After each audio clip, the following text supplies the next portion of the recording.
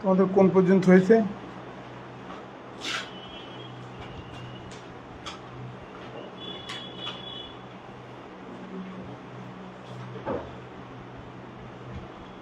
কোন পর্যন্ত হয়েছে? হ্যাঁ,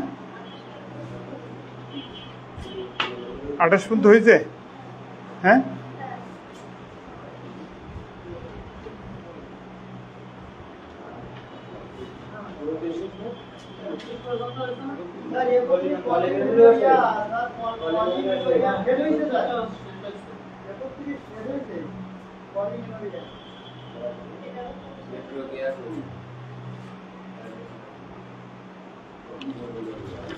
এটা একটা ছবি আছে, এটা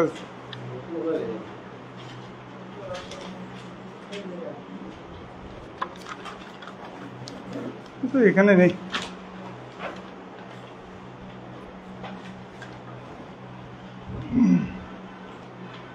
একত্রিশ পর্যন্ত হয়ে গেছে। তোমাদের পরীক্ষা কবে? হ্যাঁ, 23 সামনের শনিবারের মধ্যে শেষ হয়ে যাবে। আমার পরে আর ক্লাস আছে কার? হ্যাঁ, আর কটা ক্লাস আছে? আমি তা বলিনি, বলছি আমি বাদে আজকে আমি ক্লাস করে যাওয়ার পরে কালকে রবিবার আর মঙ্গলবার দুটো ক্লাস আছে।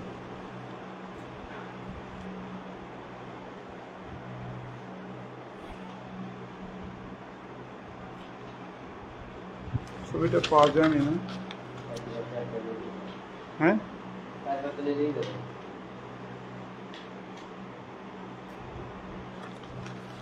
এটা একটা ছবি ছিল তো, ছবিটা পাওয়া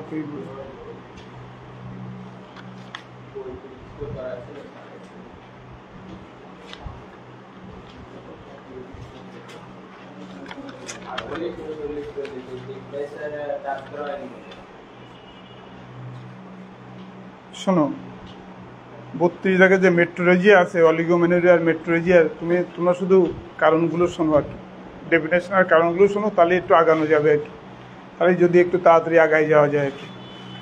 মেট্রোরেজিয়া বা অলিগোমেনোরিয়া হচ্ছে অনিয়মিত মাসিক হওয়া, এটা সাধারণত 13 বছর বা 14 বছর বয়সে যখন মাসিক হয় তখন থেকে শুরু করে 45 বছর পর্যন্ত বয়সের মহিলাদের যা কেউ হতে পারে আর কি। এটা হচ্ছে অনিয়মিত, মানে কেমন, এক মাসে দুবার হয়, এক মাসে 3 বারও হতে পারে। দেখা যাচ্ছে যে এক মাসে একবারই হয়েছে কিন্তু পরিমাণে খুব কম। এগুলো সবই মেট্রোরেজিয়ার ভিতরে পড়ে আর কি। সাধারণত হরমোনের জন্য এটা দায়ী। হরমোনাল মেয়েদের যে এস্ট্রোজেন প্রোজেস্টেরন আছে, সেই হরমোনের জন্য সাধারণত এই সমস্যাগুলো হয়ে থাকে আর কি। এটা ডায়াগনোসিস করাও খুব কঠিন আর কি। আমাদের কাছে যখন আসে এই ধরনের কমপ্লেন নিয়ে, যদি মনে করো যে সে কমপ্লেন করছে যে তার মাসিকটা অনিয়মিত হচ্ছে, তাহলে আমরা প্রথমেই হরমোনগুলো টেস্ট করতে দিই আর কি। তার মধ্যে একটা হচ্ছে follicular stimulator hormone, luteinising hormone, growth hormone, অনেক হরমোন আছে, প্রোল্যাকটিন, T3, T4, TSH, থাইরক্সিনের যেটা, এগুলো সব পরীক্ষা নিরীক্ষা করতে। এটা ছাড়াও যদি লিউকোরিয়া থাকে তাহলে এরকম হতে পারে, সিফিলিস গনোরিয়া থাকলে হতে পারে, সার্ভিসাইটিস হলে হতে পারে, জরায়ুতে যদি কোনো ঘা থাকে তাহলে এটা হতে পারে। তারপরে যারা পিল ব্যবহার করে, পিল খায় যারা, এদেরও এটা হতে পারে আর কি। এই সমস্ত কারণের জন্য সাধারণত হয়। তাহলে চিকিৎসা কী? তাহলে এই রোগের লক্ষণ হচ্ছে অনিয়মিত মাসিক হওয়া। অনিয়মিত মাসিক মানে হচ্ছে মাসে 2 বারও হতে পারে, মাসে 3 বারও হতে পারে। আবার দেখা যাচ্ছে যে মাসে 3 বার হয়নি, মাসে 1 বার হয়েছে কিন্তু পরিমাণে আবার অনেক কম, সেটা মেট্রোরেজিয়া বা অলিগোমেনোরিয়ার মধ্যে পড়ে আর কি। এই গেল একটা ডেফিনেশন। আর এর কারণগুলো জানতে গেলে তোমাকে জরায়ুর থেকে আসতে হবে নিচের দিকে। একটা হচ্ছে, প্রথমে হচ্ছে ফিমেল হরমোনের জন্য যে দায়ী কোন কোন হরমোনগুলো, একটা হচ্ছে এস্ট্রোজেন প্রোজেস্টেরন আর T3, T4, TSH। এই সমস্ত T3, T4, TSH হচ্ছে এই থাইরয়েডের হরমোন আর কি। মহিলাদের বেশি হয়, পুরুষের কম হয় আর কি। পুরুষদের হয় না বললেই চলে আর কি, এটা মহিলাদের বেশি হয় আর কি। এই সমস্ত হরমোনের কারণে এই অনিয়মিত মাসিকগুলো হতে পারে। এটা ছাড়া জরায়ুতে যদি কোনো ঘা হয়, জরায়ুতে যদি কোনো টিউমার থাকে, সিফিলিস থাকে, গনোরিয়া থাকে, আবার ক্যান্সার যদি হয়, সার্ভিক্সের মুখে যদি কোনো গ্রোথ হয়, তাহলে এই সমস্ত কারণগুলো হতে পারে। চিকিৎসা কি? চিকিৎসা হচ্ছে যে তোমাকে লিখতে হবে যে যেটার কারণ অনুযায়ী এর চিকিৎসা হবে, যে কারণের জন্য এটা হয়েছে সেই কারণটা দূর করতে হবে। এটা মনে করো যে হরমোনের জন্য হয়েছে, হরমোন ইঞ্জেকশন পাওয়া যায়, এখন হরমোন ট্যাবলেট পাওয়া যায়, সেগুলো খাবে। সে যে হরমোনটা কম হয়েছে বা যে হরমোনের বেশি হওয়ার কারণে এটা হয়েছে, সেটার অল্টারনেটিভ জিনিস দিলে ঠিক হয়ে যাবে আর কি। এটা ছাড়া আরও কতগুলো জিনিস বুঝতে হবে আর কি, যে যদি অ্যানিমিয়া হয়, রক্তশূন্যতা থাকে, তাহলেও এরকম অনিয়মিত মাসিক হতে পারে। সেগুলো যদি হয় তাহলে আমরা কি করব? আয়রন ক্যাপসুল দেবো, আয়রন খেতে বলবো। আয়রনের ভিতরে কচু শাক, ডুমুর, মোচা, লাল শাক, এই সমস্তগুলো খেতে বলতে হবে যাদের আয়রন কম আছে। আয়রন কম আছে আমরা বুঝবো কী করে? আয়রন কম আছে আমরা বুঝবো কী করে? হাত পা ফ্যাকাশি, মানে সে তো অনেক কম হলে তারপরে হাত পা অতটা ফ্যাকাশি হয়ে যায়। ওটা তো একটা মেয়েকে দেখে আয়রন ডেফিসিয়েন্সিটা বলা যাবে না। এটা বলতে হলে একমাত্র হেমোগ্লোবিন পরীক্ষা করতে হবে। হেমোগ্লোবিন পরীক্ষা করে যদি তার পার্সেন্টেজ 60-এর নিচে নামে, 60 মানে 10 গ্রাম, 60-এর নিচে যদি নামে, তাহলে আমরা বলতে পারি যে তার অ্যানিমিয়া হয়েছে বা তার অ্যানিমিয়া হতে যাচ্ছে। এইগুলো যদি হয় তাহলে আমরা কারেকশান করবো কি দিয়ে? কিছু খাদ্য দিতে হবে আর কিছু ওষুধপত্র দিতে হবে আর কি। ওষুধপত্রের মধ্যে আয়রন থাকবে যেটা, সেইটা খাবে সে। আর এমনি মুখে খেতে গেলে কচু শাক, ডুমুর, মোচা, লাল শাক, মিষ্টি কুমড়ো, এইসবগুলো খেতে হবে। আয়রন আছে যে সমস্ত শাকসবজিতে, কিংবা শাক আর সবজির মধ্যে পার্থক্য কী? শাক আর সবজির মধ্যে পার্থক্য কী? শাক কাকে বলে আর সবজি কাকে বলে? কঠিন প্রশ্ন, খুব কঠিন প্রশ্ন। কত চিন্তা করতে খুব কঠিন প্রশ্ন। শাক আছে লতা পাতা না, শাক আছে গুল্ম জাতীয় উদ্ভিদ। সেটা কি? যেমন কচু শাক, পালং শাক, লাল শাক, মূলো শাক, তারপরে ওই যে পাট শাক, যত হেলেঞ্চা শাক, কলমি শাক, এইগুলো হচ্ছে শাক, গুল্ম জাতীয় উদ্ভিদ যেগুলো। আর সবজি হচ্ছে যেগুলো ফল টাইপের, যেমন পটল, বেগুন, উচ্ছে, ঝিঙে, ঢেঁড়স, ফুলকপি, ওলকপি, তারপরে গাজর, সবগুলো হচ্ছে সবজি। পেঁয়াজটা কি তাহলে? হ্যাঁ, পেঁয়াজটা কি? পেঁয়াজটা ডেফিনেটলি সবজি। পেঁয়াজ তো কোনো মশলা না। পেঁয়াজ হচ্ছে ডেফিনেটলি একটা সবজি আর কি। অনেক বড় বড় পেঁয়াজ পাওয়া যায় সবজির মতো করে কেটে। আমরা তো দেখি ছোট ছোট যে পেঁয়াজগুলো, কিন্তু গুজরাটে এক ধরনের পেঁয়াজ পাওয়া যায় অনেক বড়। চায়নার একটা পেঁয়াজ আছে অনেক বড়, মানে একটা পেঁয়াজে 700 গ্রাম মতো হয়, 600-700 গ্রামের মতো হয় পেঁয়াজ। এগুলো চায়নার পেঁয়াজও আছে অনেক বড়। ইন্ডিয়াতে গুজরাটের পেঁয়াজ আছে অনেক বড়, আমি দেখছি আর কি। এগুলো সবজি করে আকারে খায় মানুষ, সবজির সঙ্গে দিয়েও খেতে পারে। সবজির সঙ্গে যখন মিশাই খায় তখন একটা মশলাও বলা যায় এটাকে। তবে এগুলো সবজি আর কি। শাক আর সবজির মধ্যে এটা হচ্ছে ডিফারেন্স। আর কোন শাক বা কোন সবজিতে আয়রন আছে এটা আমরা কি করে বুঝি?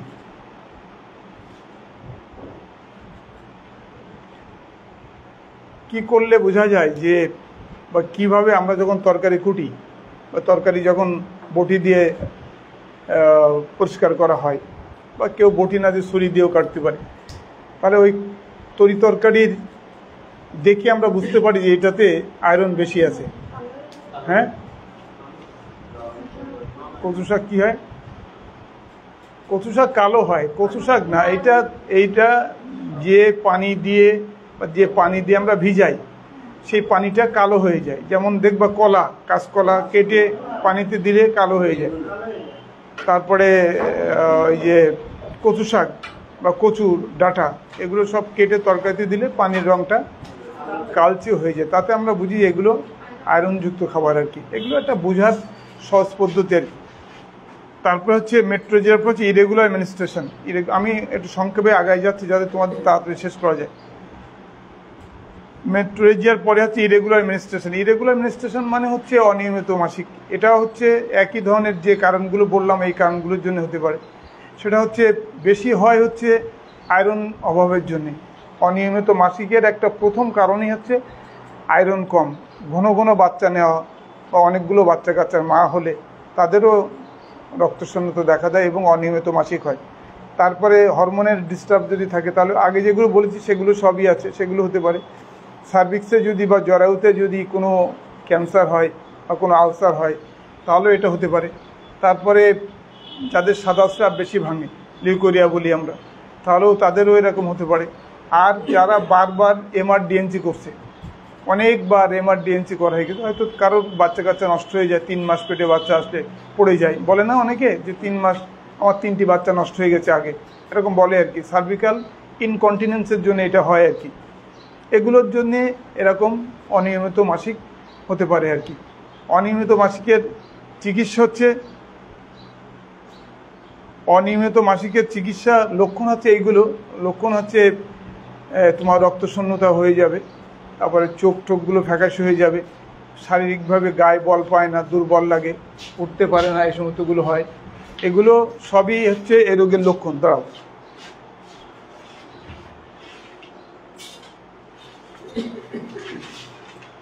এগুলো হচ্ছে সবই এ রোগের লক্ষণ। দুর্বলতার থেকে শুরু করে গায়ে বল না পাওয়া, মাথা ঘোরা, পড়ে যাওয়া, এই সমস্তগুলো এই রোগের লক্ষণ আর কি।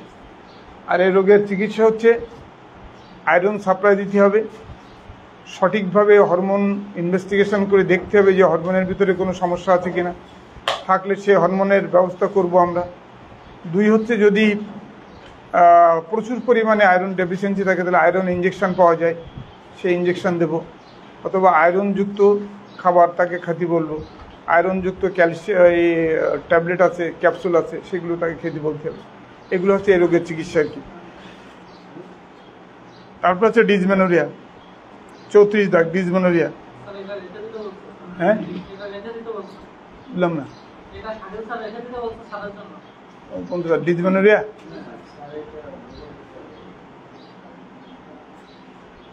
তাহলে ডিসমেনোরিয়া যদি রেখে দাও তাহলে ডিসমেনোরিয়া আর 33 আর 34 একসঙ্গে রাখো, ওটার সঙ্গে ওইটার একটু সম্পর্ক আছে, বুঝলে?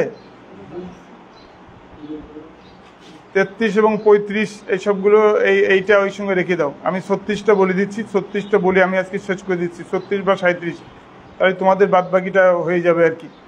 ট্রাইকোমোনাস ভ্যাজাইনালিস হচ্ছে এক ধরনের ইনফেকশন আর কি। এইটা সাধারণত মহিলা বিষয়ক রোগ। এইটা জরায়ুর বাইরে হয়, মানে মাসিকের রাস্তার থেকে শুরু করে, মাসিকের যোনিপথের প্রথম থেকে শুরু করে শেষ পর্যন্ত সার্ভিক্যাল যে পথটা আছে এই পথে ট্রাইকোমোনাস ভ্যাজাইনালিস ইনফেকশন হয়। ট্রাইকোমোনাস ভ্যাজাইনালিস ইনফেকশনটা হচ্ছে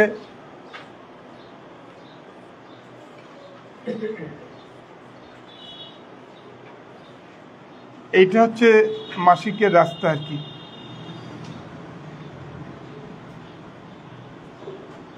এটা হচ্ছে মাসিকের রাস্তা। এই মাসিক সার্ভিক্সের মুখ পর্যন্ত, এখান থেকে শুরু করে এই পর্যন্ত এই ট্রাইকোমোনাস ভ্যাজাইনালিস দিয়ে ইনফেকশন হতে পারে।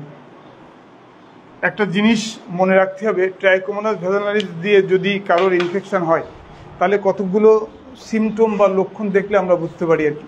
ট্রাইকোমোনাস ভ্যাজাইনালিস জীবাণুটা দেখতে এরকম, জীবাণুটা দেখতে হচ্ছে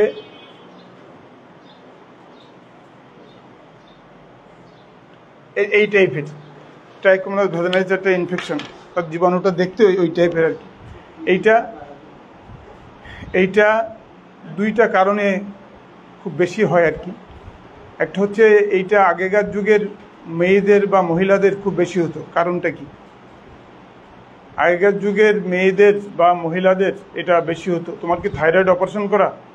হ্যাঁ, কি জন্যে আগে বেশি হতো?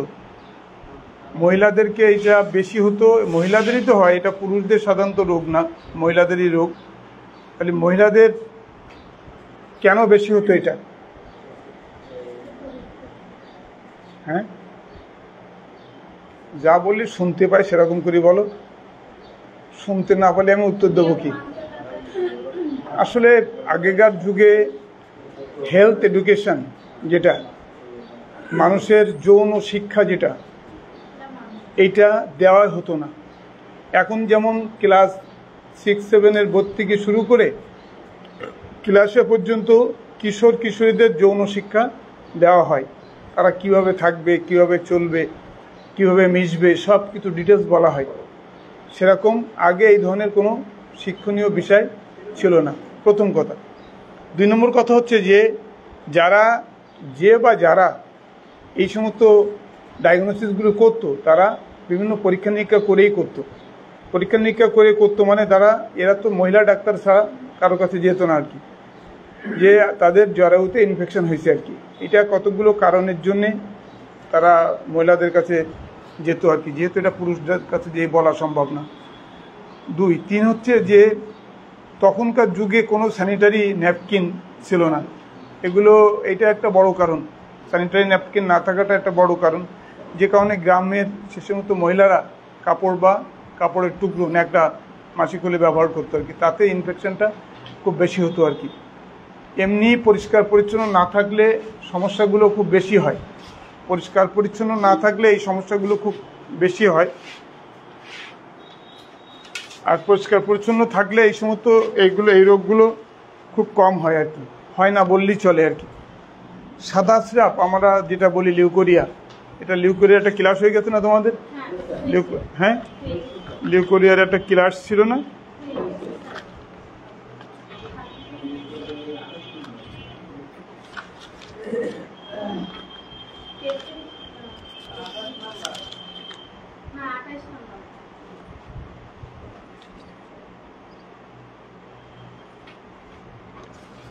আঠাশ নম্বর না? এইটা 27, হ্যাঁ এটা ছিল আর কি, লিউকোরিয়া ছিল আর কি তোমাদের। এই লিউকোরিয়ার যে কারণগুলো, লিউকোরিয়ার এই ট্রাইকোমোনাস ভ্যাজানালিসের একটা বড় কারণ হচ্ছে লিউকোরিয়া আর কি। এটা মহিলারা সাধারণত এই কমপ্লেনটাই বেশি জানায়, যে সাদা স্রাব ভাঙতেছে আর কি। এটা ট্রাইকোমোনাস তো আসলে একটা পরজীবী, একটা প্যারাসাইট। এটা ফাঙ্গাস ইনফেকশন না, কিন্তু এগুলো প্যারাসাইট ইনফেকশন। যেমন কিরমিটার কি বলা হয়? প্যারাসাইট, পরজীবী আর কি। পরজীবী মানে যারা অন্যের পরে নির্ভর করে, তাই না? যেমন স্বর্ণলতার কিন্তু কোনো গাছ নেই, কোনো গোড়া নেই, আছে? ওটা আর একটা গাছের উপরে থাকে এবং সেই গাছের থেকে তারা খাদ্য গ্রহণ করে বেঁচে থাকে, এই জন্য ওদেরকে পরজীবী বলা হয়। তো নামটা কত সুন্দর দেখো, স্বর্ণলতা, অথচ থাকে আরেকজনের গার পড়ে, তাই না? প্যারাসাইট তো এরকম কাজই তাই। এই প্যারাসাইটগুলো একই ধরনের ট্রাইকোমোনাস নামে যে প্যারাসাইট আছে, সেই প্যারাসাইটের জন্য এটা হয়। এটা পরজীবী রোগ। সাধারণত ট্রাইকোমোনাস ভ্যাজানালিস এই ইনফেকশনটা মহিলারা এক্সপ্লেন করে এইভাবে মানে হচ্ছে যে ডাক্তারের কাছে যেয়ে বলতে হবে, তো আমার এই সমস্যা হয়েছে সেটা বলতে হবে না, তাহলে কি বলবে? ডাক্তারের কাছে যেই তো বলতে হবে, যে তখন ডাক্তারের কাছে তারা প্রথমে গিয়ে বলে যে আমার সাদা স্রাব ভাঙতেছে। এটা ম্যারিড হোক আনম্যারিড হোক, যে সমস্ত মহিলাদের এই রোগ হয় তারা প্রথমে গিয়ে বলে যে আমার সাদা স্রাব ভাঙতেছে, একটা। 2 হচ্ছে সাদা স্রাবটা সবসময় যে সাদা এরকম না। অনেক সময় অনেকে এক্সপ্লেন করে যে ভাতের ফ্যান যেমন, এরকম অনেক সময় অনেকে বলে যে দধির মতো এরকম সাদা সাদা আসে, হলুদ রঙের আসে, রক্তের সঙ্গে মিশিয়ে আসে। এগুলো সবই ট্রাইকোমোনাস ইনফেকশনের জন্য এটা হয়। আরেকটা কারণ হচ্ছে যদি এই ইনফেকশনটা ম্যারিড ওম্যানের হয়, মানে বিবাহিত মহিলাদের যদি হয়, তাহলে এই আমাদের লিউকোরিয়া পড়াইছিল কিরা? লিউকোরিয়াতে কিন্তু একটা ওষুধ আছে যেটা পুরুষ লোকের খেতে হয়, হাজব্যান্ডের। মানে এইটা, হ্যাঁ, এটা সেগনিট ডিএস হোক আর মেট্রোনেজাল হোক, যেটাই হোক, এটা কিন্তু হাজব্যান্ডের একটা ডোজ খেতে হবে। কারণটা কি?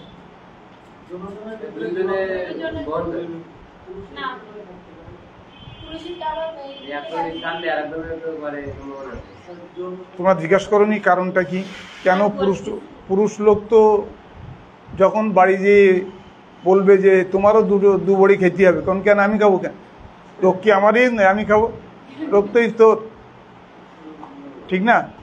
তাহলে আসলে এর অ্যান্সার হচ্ছে এইটাই যে যে প্যারাসাইটগুলো এই ধরনের সাদা স্রাপের রোগ করে, ট্রাইকোমোনাস ভ্যাজাইনালিস মনে করো আমি একটা প্যারাসাইটগুলো, এরা এই প্যারাসাইটগুলো ক্যারি করে পুরুষ লোক, মানে এদের ক্যারিয়ার হচ্ছে পুরুষরা,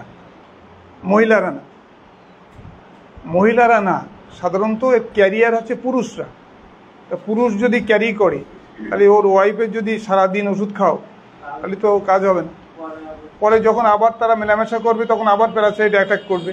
তাহলে প্রশ্ন আসতে পারে যে অবিবাহিত মেয়েদের হয় কেন, ঠিক না? এই প্রশ্নটা তো আসতে পারে যে অবিবাহিত মেয়েদের তো স্বামী থাকে না, তাহলে তাদের এরকম হয় কেন?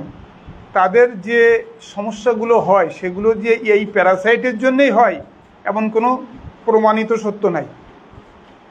তাদের ট্রাইকোমোনাস ভ্যাজাইনালিসের এই জীবাণু ছাড়া, এই প্যারাসাইট ছাড়া অন্য প্যারাসাইট দিয়ে হইতে পারে, যে কারণে এই অবিবাহিত মেয়েদের এটা হয়, অনেক অবিবাহিত মেয়েদের এটা হয় অনেক। তাহলে তাদের তো এই স্বামীর ওষুধ খাওয়ানো লাগে না, কারণ তারা এই প্যারাসাইটগুলো নিজেরাই ক্যারি করে, এবং এই প্যারাসাইটগুলো স্বামীরা ক্যারি করে, সেই প্যারাসাইট না। এটা কারেন্ট ছাড়া চলবে? চলে। আচ্ছা, তাহলে এই কারণের জন্যে মহিলাদের স্বামীদেরকে এক ডোজ করে ওষুধ খাওয়াতে হয়, এবং সিঙ্গেল ডোজই যথেষ্ট আর কি। ট্রাইকোমোনাস ভ্যাজাইনালিস হলে যে ইনফেকশনের ভিতরে যে সিমটমগুলো থাকে তার মধ্যে এইগুলোই হচ্ছে মেন: সাদা স্রাব ভাঙা, জরায়ুর মুখটা চুলকায়, জরায়ুর মুখটা লাল হয়ে যায়, তারপরে দুর্গন্ধযুক্ত স্রাব ভাঙে অনেক সময়, তারপরে স্বামী স্ত্রী মেলামেশা করলে অনেক সময় ব্যথা করে, তারপর অনেক সময় মেলামেশা করলে ব্লিডিং হয়, তারপর অনেক সময় তলপেটে ব্যথা করতে পারে। এই সমস্ত রোগগুলো এই কারণে হতে পারে। এই গেল 1 নম্বর কথা। 2 নম্বর কথা হচ্ছে যে আমরা এই রোগ থেকে কি করে পরিত্রাণ পাবো? ওষুধ তো খাওয়াতে হবে। এখানে যেমন তোমাদের এখানে দেয়া আছে এর লক্ষণ সহ চিকিৎসা লেখো, চিকিৎসা আমি বলে দিচ্ছি আর কি, কিন্তু লক্ষণগুলো হচ্ছে এই। তার চেয়ে বড় কথা হচ্ছে এইটার প্রিভেন্টিভ মেজারমেন্টটা কি। প্রিভেন্টিভ মেজারমেন্ট মানে কি? হ্যাঁ, পূর্ব প্রস্তুতি, প্রিভেন্টিভ ম্যানেজমেন্ট, মানে treatment is better than cure, একটা বলে না? তার মানে রোগ হওয়ার চাইতে রোগ প্রতিরোধ করাটা বড় জিনিস। তাহলে রোগ প্রতিরোধ করতে গেলে আমাদের এই জাতীয় মহিলাদের, বিশেষ করে যারা অবিবাহিত মহিলা, তাদেরকে বলতে হবে যে তারা খুব পরিষ্কার পরিচ্ছন্ন থাকবে, প্রাইভেট অর্গানগুলো খুবই পরিষ্কার পরিচ্ছন্ন রাখতে হবে, স্যানিটারি ন্যাপকিন ব্যবহার করতে হবে। তারপরে পুকুরের পানিতে গোসল করা যাবে না। পুকুরের পানি কিন্তু এর একটা গুরুত্বপূর্ণ ক্যারিয়ার। এই প্যারাসাইটগুলো পুকুরের পানিতেও খুব বেশি পাওয়া যায়, যে কারণে পুকুরের পানিতে গোসল করা নিষেধ করবে। দেখবো অনেক গাইনোকোলজিস্ট আছে মহিলা যারা এই রোগ হলে বলে যে আপনি টিউবওয়েলের পানিতে গোসল করবেন, যদিও এখন পুকুর আর নাই, গ্রামের দিকে 2-1টা পুকুর ছাড়া পুকুরই নাই। টাউনের তারা তো পুকুরে স্নানই করে না, তারা সাপ্লাই পানিতে গোসল করে। তারপরে আমরা গ্রাম বাংলার মানুষ হলে আমরা বলে দিই যে আপনি এই কাজ করবেন, পুকুরের পানিতে গোসল করবেন না। যদি কেউ বলে যে আমার ওখানে টিউবওয়েল নাই, কিংবা টিউবওয়েলের পানিতে খুব লবণ বেশি, তাহলে সে কীভাবে গোসল করবে? ভোরবেলায় উঠে তার পানি তুলে আনতে হবে, কলসে করে হোক আর বালতিতে করে হোক, এনে বাথরুমে রেখে দিতে হবে। তারপরে সে দুপুরবেলায় বা সকালবেলায় যখন গোসল করে তখন সে গোসলটা করবে আর কি। এই সমস্ত প্রিভেন্টিভ মেজারমেন্টগুলো নিলে সাধারণত এই রোগগুলো সেরে যায়। আর বিবাহিত মহিলা হলে তারা এই প্রিভেন্টিভ মেজারমেন্টের সঙ্গে তার স্বামীর একটা ওষুধ খেতে হবে আর কি, খেলে সাধারণত এটা ভালো হয়ে যায় আর কি। যেহেতু এইটা প্যারাসাইট, সেহেতু এরা দীর্ঘদিন এখানে ওখানে বাস করে বেড়াতে পারে। তাহলে এই কারণের জন্য আমরা একটা অ্যান্টিফাঙ্গাল ড্রাগ দিই। অ্যান্টিফাঙ্গাল মানে অ্যান্টি প্যারাসাইট ড্রাগের মতো আর কি। অ্যান্টিফাঙ্গাল একটা ড্রাগ ইউজ করি, যেটা অনেক দিন খেতে হয়, কমপক্ষে 6 সপ্তাহ। সেটা আমরা একটা করে ট্যাবলেট দিতে পারি, আবার আমি লিখে দিচ্ছি। আর একটা হচ্ছে 150 পাওয়ারের বা 200 মিলিগ্রামের ট্যাবলেট আছে, যেটা আমরা সপ্তাহে সপ্তাহে খেতে পারি আর কি। এটা খেলে মোটামুটি ভালো হয়ে যাবে। এর ট্রিটমেন্টটা হচ্ছে এরকম, হ্যাঁ, ট্রাইকোমোনাস ভ্যাথানাইজের ট্রিটমেন্ট আর লিউকোরিয়ার ট্রিটমেন্ট প্রায় একই রকম। তোমরা কি লিউকোরিয়ার ট্রিটমেন্ট তোমাদের দেওয়া আছে? সেটা আমার বলো। এটা এক একজনের জায়গায় এক একটা ভ্যারি করবে। আমি উদাহরণ দিচ্ছি আর কি। ওই চিকিৎসাটা যিনি দিয়েছেন তিনি চিকিৎসা যে খারাপ দিয়েছে আমি বলছি না, কিন্তু কথা হচ্ছে যে তোমাকে এমন একটা ওষুধ বলতে হবে যে ওষুধটা সর্বজন বিদিত। এই কথাটার মানে কি? সবার পক্ষে ব্যবহার করা সম্ভব হয়। একটা অবিবাহিত মেয়ে 13 বছর বয়স, তার সাদা স্রাব ভাঙতে দেয়, সে জ্বরের মধ্যে দিয়ে একটা বড়ি ব্যবহার করতে খুব আনইজি বোধ করবে, করবে না? তাকে যদি বলা হয়, একটা অবিবাহিত মেয়ে যদি বলা হয় যে তুমি রোজ রাতে একটা করে বড়ি, তোমার মাসিকের গাইনোমিক্স হোক আর যে ভিটি হোক, যেটাই হোক সেটা হোক, সেটা হচ্ছে যদি তোমাকে বলা হয় একটা অবিবাহিত মেয়েকে যে তুমি এইটা রোজ রাতে একটা মাসিকের রাস্তা দিয়ে ব্যবহার করবা, তা সে প্রথম চোটেই বলবে যে না, আমার পক্ষে এটা সম্ভব না, আপনি অন্য ওষুধপত্র দেন, আমি এটা ব্যবহার করব না। এটা আমি তো জানি 95% মেয়েদের এই কমপ্লেন। তাহলে সে কীভাবে ব্যবহার করবে? এখন তুমি যদি লিখে দাও তাহলে তার ব্যবহার করাই লাগবে, যে যেভাবে পারুক, না করলে সারবে না। কিন্তু সে যদি বলে বসে যে এইটার অল্টারনেটিভ ব্যবস্থা কি বলেন, আমি এইটা ব্যবহার করতে পারবো না, তখন তোমাকে এমন একটা ওষুধের কথা বলতে হবে যেটা সর্বজন ব্যবহার করতে পারবে আর কি। সেরকম বলো। গাইনোকমিক্সের কথা বলেছে, আর কি বলেছে? আর তোমরা বই দেখি বলো না, তোমরা লিখিছো না? তা লিখে সেটা দেখি বলো। হ্যাঁ, সবাই বললেই তো হবে না, সবাই বললেই তো হবে না, একজন বলতে হবে। স্যার ফিক্সে ডিএস আছে আপনার সিঙ্গেল ডোজ একটা করে, মানে যদি বিবাহিত হয়। ফিক্সে ডিএস সেকেন্ড ডিএস টেকনিক। আরে ফিক্সে তো অ্যান্টিবায়োটিক, আর সেকেন্ড ডিএস তো অ্যান্টিমেট্রিয়াল ড্রাগ। হ্যাঁ স্যার, এটাও সিঙ্গেল ডোজ আছে, এটাও সিঙ্গেল ডোজ আছে, মানে স্বামী স্ত্রী উভয় খাবে, সেকেন্ড ডিএস খাবে আর সেপিকজিনও খাবে। সেপিকজিন কিভাবে ডোজটা দেওয়া? সেপিকজিন হচ্ছে আপনার 400 এমজির রাতে একটা করে, স্বামী স্ত্রী উভয় একবার খাবে সিঙ্গেল ডোজ। দেখো, এটা হচ্ছে ওনার ধারণা বা উনি, না না, এটা হচ্ছে ওনার ধারণা বা উনি এই ট্রিটমেন্টটা দিচ্ছেন, কিন্তু এইটা বিভিন্ন ডাক্তারের কাছে ভ্যারি করবে। এটা ভ্যারি করতেই পারে। তার ট্রিটমেন্টটাই যে আমাকে ফলো করতে হবে কিংবা তোমাকে ফলো করতে হবে এরকম না। এই রোগটার ট্রিটমেন্ট এক একজন ডাক্তারের কাছে গেলেই এক এক রকম হবে, এটাতে কোনো সন্দেহ নেই। যে বলছে সেপিকজিম দেবো, সে যদি বলে আমি সেপিকজিম না দিই সেপোরিকজিম এক্সিটিল দেবো, তার তো কোনো ক্ষতি নেই। কথাটা ঠিক কিনা? সেপিকজিম না দিয়ে যদি আমরা বলি যে আমরা সেপোরিকজিম এক্সিটিল দেবো, কিংবা কেউ বললো যে আমি সেপোরিকজিম এক্সিটিল কিনতে পারবো না, আমার পয়সা নেই, তাহলে কি হবে? একটা সেপ 3 ডিএস ট্যাবলেটের দাম 55 টাকা। তাহলে একজন মহিলা বললো যে স্যার আমার পক্ষে তো এই ওষুধটা কেনা সম্ভব না, বা সেকনিট ডিএস যদি মোটা মানুষ হয় তাহলে একটা সিঙ্গেল ডোজে হয় না। সিঙ্গেল ডোজ আছে কিনা আমার জানা নেই, যেটা আমি জানি সেটা বলছি আর কি। সেটা আমি জানি 14 দিন খেতে হবে, 7 দিন খেতে হবে, তা 7 দিন তার অনেক টাকা চলে যাবে। কিন্তু সে যদি বলে যে আমার কাছে এত পয়সা নেই বা আমি এত দামি ওষুধ কিনে খেতে পারবো, তখন তুমি কি করবে? তোমাকে সবসময় ডাক্তার হতে গেলে একটা জিনিস খেয়াল করতে হবে যে তুমি রুগীর স্বার্থের জন্যে, তোমার জন্য কিন্তু রুগী না, রুগীর জন্য তুমি, ঠিক না? জনগণের জন্য আইন, আইনের জন্য তো জনগণ না, আইনের জন্য জনগণ। জনগণ যদি না থাকে তো আইন কারে খাওয়াবো তুমি? জনগণের জন্যই তো আইন। তাহলে আমার পক্ষে যদি এইটা কিনে খাওয়া সম্ভব না হয়, তাহলে তো তোমাকে বিকল্প ব্যবস্থা ভাবতে হবে যে সেই ওষুধটা খেতে হবে। আমি যদি বলি যে আমি এটা না দিই ডক্সিন ক্যাপসুল দেবো, 2 টাকা করে দাম, 10টা ক্যাপসুল, সকালে একটা রাতে একটা খাবে, 5 দিন, 10 দুগুণে 20 টাকায় শোধ, এটাও হবে। ডক্সিন ক্যাপসুল দিয়েও লিউকোরিয়ার ভালো ট্রিটমেন্ট করা যায়, বা ট্রাইকোমোনাস ভ্যাথানাইজের ভালো ট্রিটমেন্ট করা যায়। যদি বলো যে স্যার আমাদের বইতে তো নেই, তোমাদের বইতে নেই, তাতে আমার কি যায় আসে? আমি যেটা বলতে সেটা শুনতে হবে আগে। আমি যদি বলি যে তোমাদের বইতে, তুমি হয়তো বললে যে আমাদের বইতে নেই, বইয়ে তো কোনো মানুষ লিখেছে, যে মানুষ এই বইটা লিখেছে সে তো তার ইচ্ছা মতো যে ওষুধটা দেওয়া হয় সেটা লেখে। আমি সেই ওষুধটা লিখবো যেটা আমি পছন্দ করি, বা আমি সেই কোম্পানির ওষুধটা লিখবো যে কোম্পানির সঙ্গে আমার একটু সম্পর্ক ভালো, ঠিক না? আমি ফিক্সে না লিখি, যদি ওখানে সেফ 3 লিখে আমার অসুবিধা রাখি, কোনো অসুবিধা তো নেই।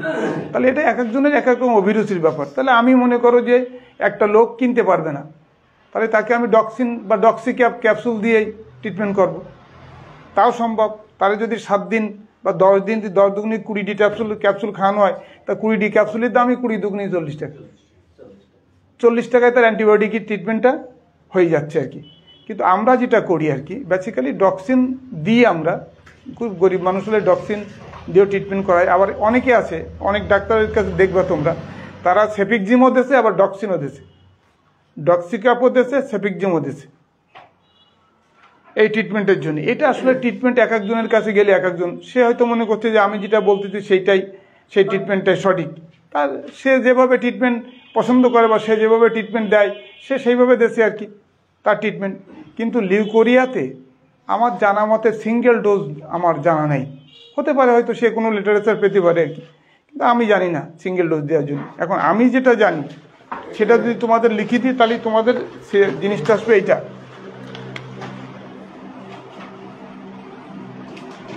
ট্যাবলেট ফুক্লাভ হচ্ছে, এটা 250 হতে পারে, 500 হতে পারে। কারণ একটা 13 বছরের মেয়ে যদি হয় আমি 250 লিখবো, একটা 15-20 বছরের মহিলার থেকে শুরু করে 50 বছরের মহিলা হলে আমি 500 লিখবো আর কি। এটা যে আমাকে যে এইটাই দিতে হবে, এমন কিন্তু কোনো কথা না। কিন্তু আমি বললাম যে এইটা ভালো, এটা সেপ্রোক্সিম এক্সিটিল গ্রুপ। কি গ্রুপ এসব তোমাদের জানিয়ে লাভ নেই, তোমরা শুধু এই ওষুধের নামটা মনে রাখো। কি গ্রুপ জানলে, এক একটা গ্রুপের ওষুধ আছে 1-150, আমি তাই অতগুলো মনে রাখতে পারিনি। তোমরা একটা মনে রাখো, ফুক্লাভ মনে রাখো। এটা হচ্ছে এটা, হ্যাঁ, আরে কত বছর না, এটা 250 আর 500। তো দেখা যাচ্ছে যাদের অল্প বয়সের মেয়ে, যারা ধরো 13 বছরের একটা মেয়ে সাদা স্রাব হয়েছে, কিংবা ট্রাইকোমোনাস ভ্যাজাইনালিস ইনফেকশন হয়েছে, তাহলে তারা 250 খাবে। এটা আমি যেটা দিই আর কি, সেটা হচ্ছে এইভাবে দিই। এটা সকালে একটা, রাতে একটা, 7 দিন খাবে। আমি 7 দিন দিই। এটার সঙ্গে আরো একটা জিনিসের, আরো একটা কথা আছে আর কি।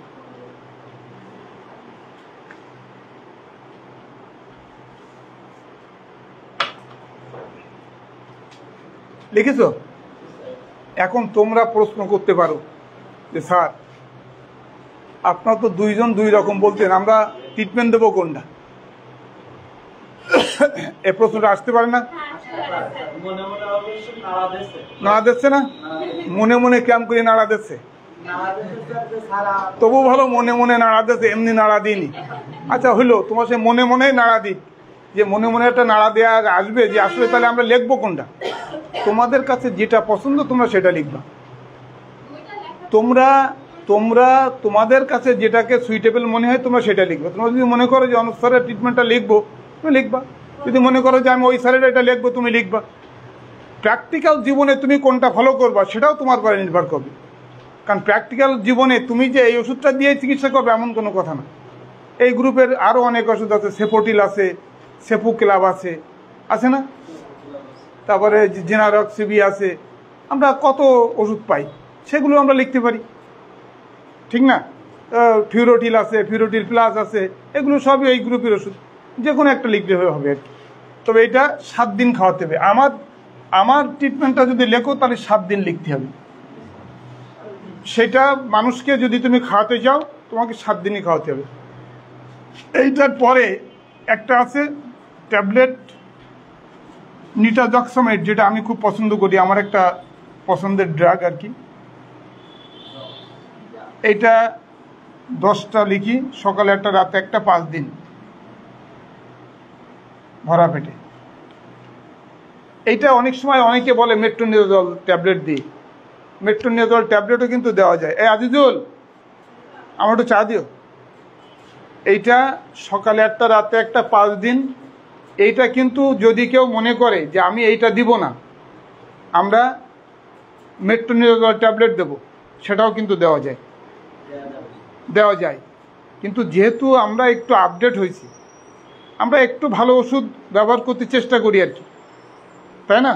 সেই জন্যে আমরা মেট্রোনাজলের পরের জেনারেশন নেটোডক্সামাইড আমরা সেটা দিচ্ছি আর কি। এটা খুব ভালো হয় আর কি।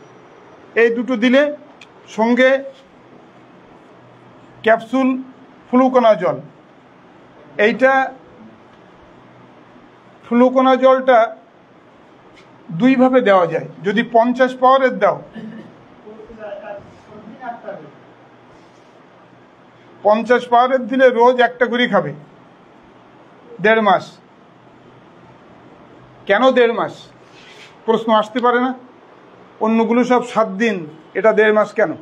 তার মানে অ্যান্টি ফাঙ্গাল ড্রাগগুলো ফাঙ্গাসটা রিপিট হয়, বারবার রিপিটেডলি অ্যাটাক হয়, বারবার ফ্রি আসে। এই জন্য আমরা একসঙ্গে একটু লং টাইম দিয়ে দিই আর কি। দিলে ওইটা আর রিল্যাপস করার সম্ভাবনা থাকে না। যদি ফ্লুকোনাজল আমরা 50 না দিয়ে 150 বা 200 দিই, ধরো 150 দিলাম বা 200 দিলাম, তাহলে এটা সপ্তাহে একটা করে, সপ্তাহে একটা, 5 সপ্তাহ। আমি একটু খারাপ করে লিখলাম, তোমরা একটু বুঝে নাও। এইটা যদি এ দুটো লিখছো?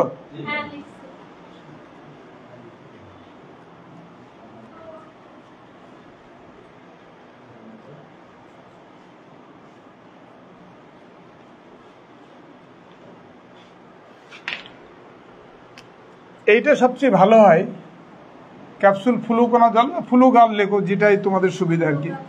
ফ্লুগাল 200 পাওয়ারের 5টা, প্রতি সপ্তাহে একটা করি।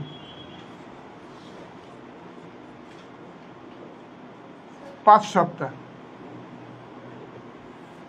এই ওষুধ যে 3টা লিখলাম, এই 3টা ওষুধ খাইলে খুব গ্যাস হয়।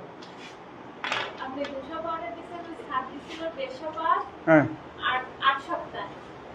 তাও দেয়া যায়।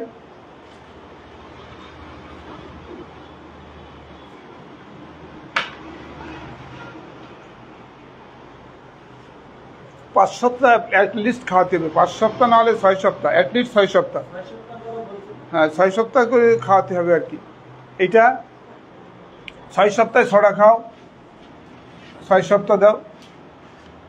এইটার পরে একটু গ্যাস হয়, তো আমরা একটু গ্যাসের ওষুধ দিই। এই ওষুধগুলো খেলে একটু গ্যাস হয়।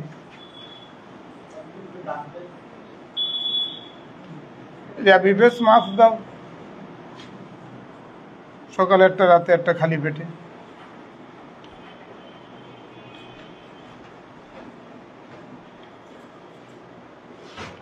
ঠিক আছে? এইবার এই চিকিৎসা দিয়ে রোগ সারা যায় কিনা? হ্যাঁ, এই চিকিৎসা দিয়ে রোগ সারানো সম্ভব কিনা?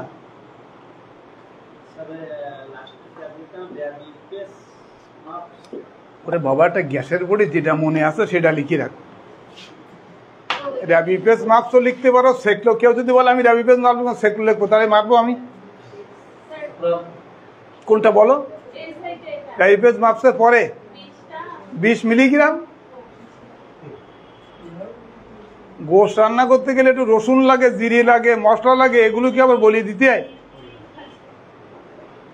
আসমা, বলে দিতে হবে? MUPS মাপস, ওই এটা নিয়ে যাও। আচ্ছা যাও, তুমি যাও। লিখছো? এই পর্যন্ত আমরা মোটামুটি লিউকোরিয়া এবং ট্রাইকোমোনাস ভ্যাজাইনালিস একই ট্রিটমেন্ট। মনে করো এইবার এই মহিলাটা, এই মেয়েটা 15 বছরের একটা অবিবাহিত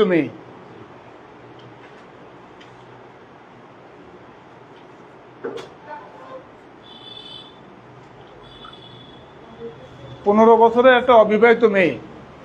তাহলে আমরা, এবং সে বড়ি জরায়ের মধ্যে দিয়ে ব্যবহার করতে রাজি না। ব্যবহার করতে পারবে না সেটা অন্য জিনিস, রাজি না। অবিবাহিত মেয়ে কেন, অনেক বিবাহিত মেয়েরাও এটা ব্যবহার করতে রাজি হয় না। সেক্ষেত্রে আমরা লোকাল অ্যান্টিফাঙ্গাল জাতীয় ওষুধ, যেগুলো লোকালি কাজ করে, যে ভ্যাজানাল, গাইনোমিক্স ভ্যাজানাল বা ওই যে ইকোনাজল নাইট্রেট ভেজানাল ক্রিম ট্যাবলেট, এগুলো সবই লোকাল অ্যাকশন। তা ওইটা যদি না হয় তাহলে আমাদের একটা লোকাল ক্রিম পাওয়া যায় যেটা আমরা ব্যবহার করতে পারি। এটা অ্যাপ্লিকেটারও আছে, অ্যাপ্লিকেটার দিলে ওই ml mg এরকম লেখা আছে বলে মানুষ এইগুলো বুঝতে পারে না, ব্যবহার করার সময় নিয়মটা ওদের কাছে দুর্বোধ্য মনে হয়। তাহলে তখন বলতে হয় যে তুমি আগে হাতটা ভালো করে সাবান দিয়ে ভালো করে ধুয়ে এই আঙুলটাতে করে মলমটা নিয়ে তুমি মাসিকের রাস্তায় ব্যবহার করো, সকালে একবার রাতে একবার, অ্যাটলিস্ট 2 বার ব্যবহার করো আর কি। এটা অনেকটা ইজি আর কি। একটা আনওয়ান্টেড সাবস্টেন্স ব্যবহার করা তার তুলনায় একটা মলম ব্যবহার করা অনেক সোজা আর কি। আমি সেটা মনে করে দিলাম না, মেয়ে বলতে ওটাও ব্যবহার করতে পারবো না, যদিও চিকিৎসা তো রুগীদের কাছে শুনিয়ে করা যাবে না। চিকিৎসা আমরা করব, প্রেসক্রিপশনে লিখে দেবো, মানা না মানা তোমার ব্যাপার। তুমি মানলি তোমার, বা তুমি মানবা, না মানলেও তুমি মানবা, না সারলি 7 দিন পরে এসে বলবা যে সারিনি।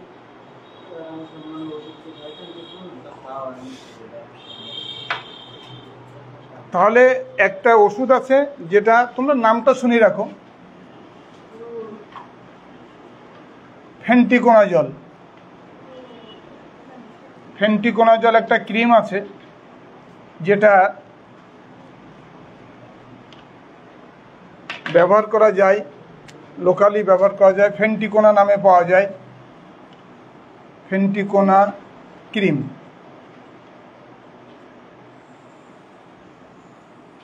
এটা দিনে 2 বার মাসিকের রাস্তায় ব্যবহার করবে।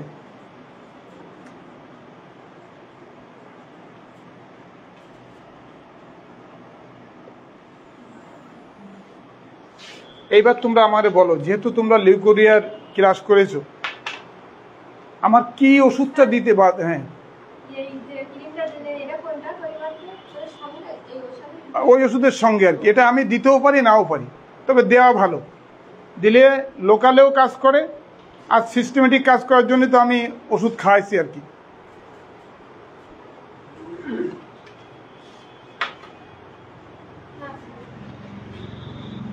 দিনে 2 বার ব্যবহার করবেন। কোথায় ব্যবহার করবেন আমি কিন্তু লিখিনি, কিন্তু আমি বলে দিছি যে মাসিকের রাস্তায় ব্যবহার করবে আর কি। শোনো, প্র্যাকটিক্যালি তোমরা যারা এখানে বসে আছো, তাহলে তোমাদের যে বয়স তার ডবলেরও বেশি বয়স হচ্ছে আমার। আমি প্র্যাকটিক্যালি অনেক জিনিস দেখেছি যেগুলো মহিলারা খুব লজ্জাবোধ করে। যদি আমি এখানে লিখে দিই দিনে 2 বার মাসিকের রাস্তায় ব্যবহার করবেন, ওই মহিলাটা প্রেসক্রিপশনটা পড়তে গেলে খানিকটা লজ্জা পাই, আমি নিজে দেখেছি আর কি।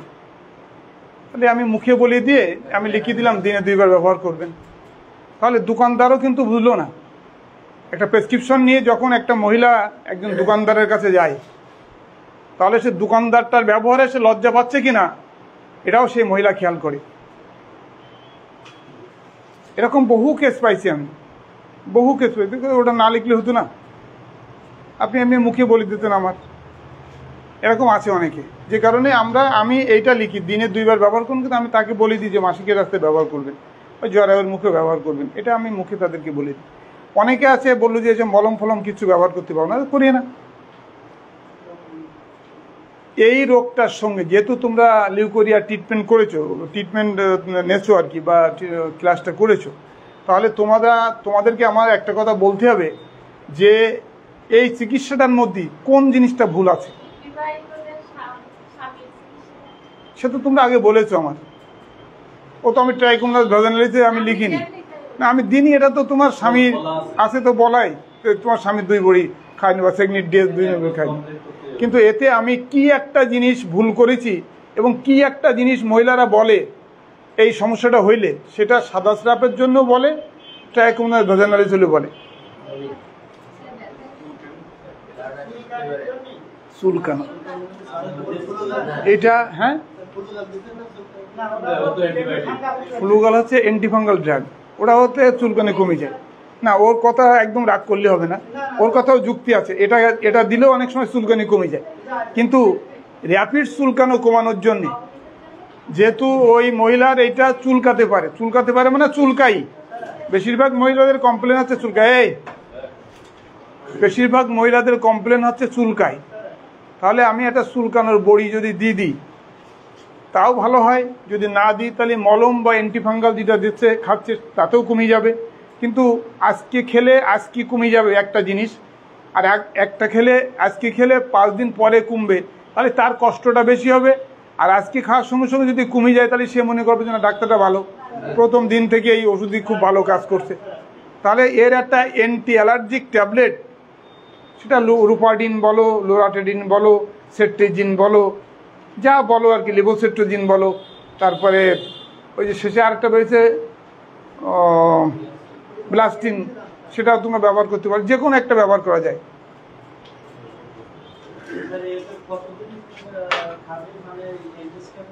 এটা লিখে দিচ্ছি আমি, এইটা সাধারণত রুপাডিন দাও, রুপাডিন 10 মিলিগ্রামেরই হয়, ওটা অন্য কোনো মিলিগ্রামের হয় না। এটা তুমি লিখে দাও 1 মাস, সমস্যা কি, 1 মাস খাবে আর কি।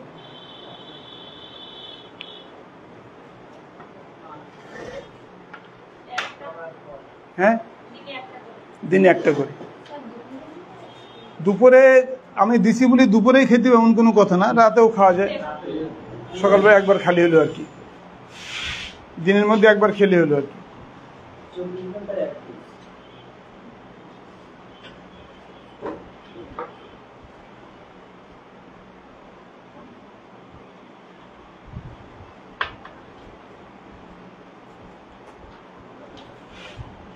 লিখছো? এই পর্যন্ত লিখিছো? এইবার মনে করো মানে সমস্যাটাগুলো কি হবে।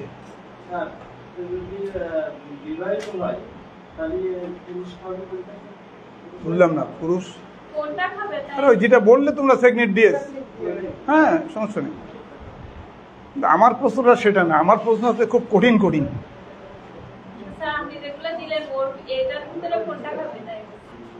এর ভিতরে খাবে কেন? এর ভিতরে জক্স খাওয়াতে পারো তুমি, তোমার স্বামীরই 5 দিন জক্স খাওয়াতে পারো, সকালটা রাতে একটা।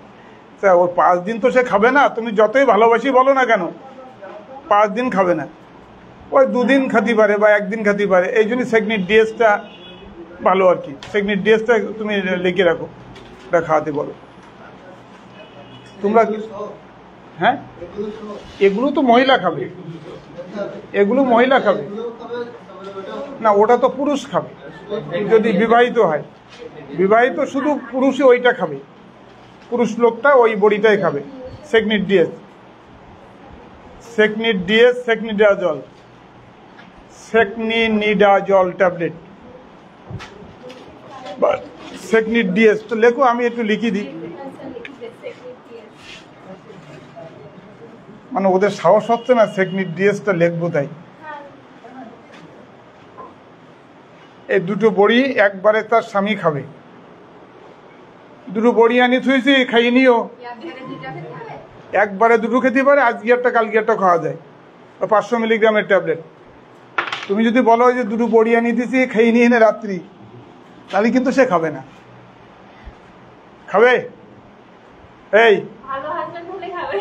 কেউ খাবে না, খাবে রোগ হয়েছে তোর, আমি ওষুধ খাবো কি কাজের আন্দাজ পাও না, তা দেবো ওহা দেবো, আবার ওষুধ খাবো আমি, রোগ হয়েছে তোমার, গাঁজা খেয়েছে কেষ্ট মাথা ঘুরতে মদনের, এ বললে তো হবে না। তুমি গাঁজা খেয়ে যাও, তোমার মাথা ঘুরুক, আমি মাথা ঘুরতে রাজি না। ভালোবেসে খাওয়াতে হবে, একটু যত্ন করে দিতে হবে, যে ডাক্তার বলে দিয়েছে দেখো প্রেসক্রিপশন, এই জন্য ওই প্রেসক্রিপশনে লিখে দিতে হয়। মহিলার প্রেসক্রিপশন করে উল্টা পিঠে, প্রেসক্রিপশনের উল্টা পিঠে লিখে দিতে, স্বামী লিখে 2টা বড়ি খাবেন, তা লিখে দিলে ও যেই যখন স্বামীকে দেখাবে তখন স্বামী এটা বিশ্বাস করবে, আপত্তি করবে না।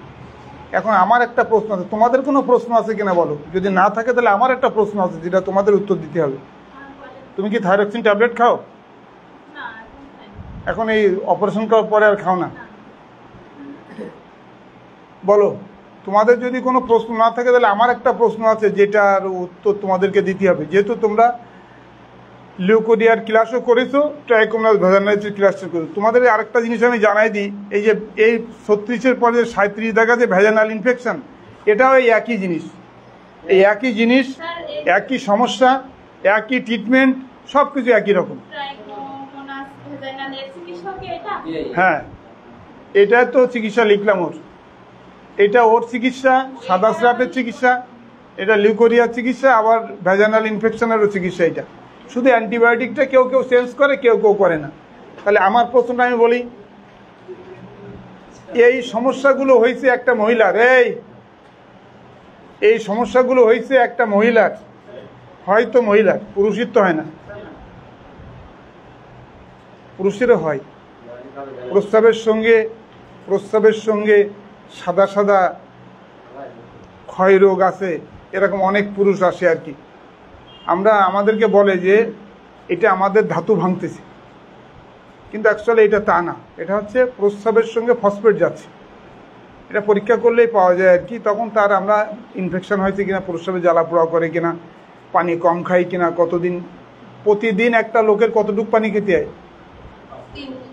3 লিটার।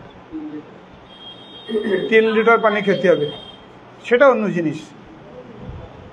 কিন্তু বিয়ে একবারই করতে হবে। কেউ যদি শখ করে 2বার বিয়ে করে সেটা তার ব্যাপার, কিন্তু বিয়ে একবারই করার নিয়ম। 3 লিটারের বেশি যদি তুমি খাও সেটা তোমার ব্যাপার, খেতে পারো, কিন্তু অ্যাটলিস্ট 3 লিটার। এখন আমার প্রশ্ন হচ্ছে এই যে এই রোগটা হয়েছে একজন মহিলার যার পেটে বাচ্চা, তখন তোমার লিউকোরিয়া কি বলে দিয়েছে? জিজ্ঞাসা করেছিলে স্যারের কাছে যে যদি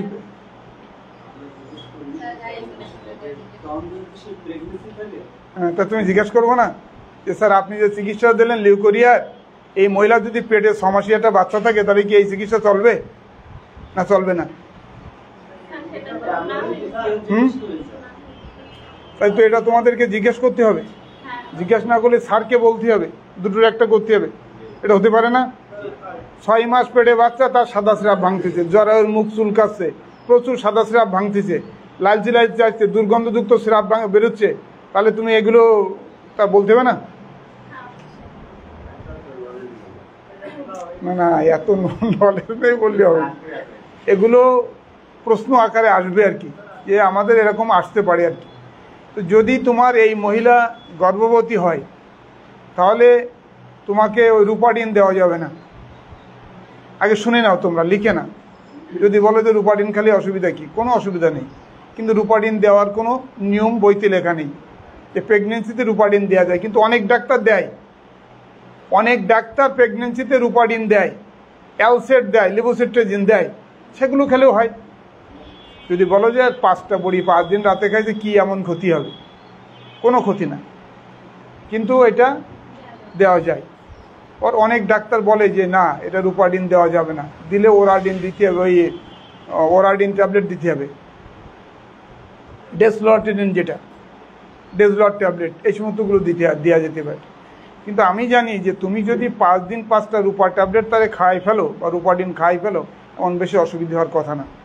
কথা হচ্ছে নিটাজক্সামাইড খাওয়ানো যাবে না, মানে জক্স ট্যাবলেটটা তারে খাওয়ানো যাবে না। উপরে অ্যান্টিবায়োটিক খাওয়ানো যাবে, গ্যাসের বড়িটা খাওয়ানো যাবে, কিন্তু নিটাজক্সামাইড খাওয়ানো যাবে না, আর অ্যান্টিফাঙ্গালটা খাওয়ানো যাবে না, ফ্লুগাল। এটা হচ্ছে প্রেগনেন্ট মহিলাদের খাওয়ানো যাবে না, কারণ প্রেগনেন্সিতে এগুলো সেফ না। এখন কেউ যদি খাওয়াই থাকে, তার বাচ্চা যদি নষ্ট না হয়ে থাকে, তাহলে তুমি কি বলবা? ও স্যার তো খুব লেকচার দিল যে প্রেগনেন্সিতে খাওয়ানো যায় না, আমি তো খাওয়াইছি, কিচ্ছু তো হয়নি। হতে পারে হলো না, কিন্তু একজনের হলো, অথবা তোমার প্রেসক্রিপশনটা আরেকজন দেখলো, দেখিস কিরাম ডাক্তার, পেটে বাচ্চা আছে, অথচ তারে ফ্লুগাল ট্যাবলেট ক্যাপসুল খাওয়ানো শুরু করি। তাহলে এই সময় সবচেয়ে ভালো হচ্ছে অ্যান্টিবায়োটিকটাও না দিয়ে, কারণ অ্যান্টিবায়োটিক খাইলে মাথা ঘুরতে পারে না অ্যান্টিবায়োটিক খেলে। কারণ ওই মহিলা, যে মহিলার পেটে বাচ্চা, তার তো অনেকগুলো ওষুধ খেতে হয়, আয়রন খেতে হয়, ক্যালসিয়াম খেতে হয়, গ্যাসের বড়ি খেতে হয়, দুর্বল থাকলে দুর্বলের ওষুধ খেতে হয়, ভিটামিন খেতে হয় না। তারপরে যদি আবার অ্যান্টিবায়োটিক খায় তাহলে মাথা আরও ঘুরতে পারে।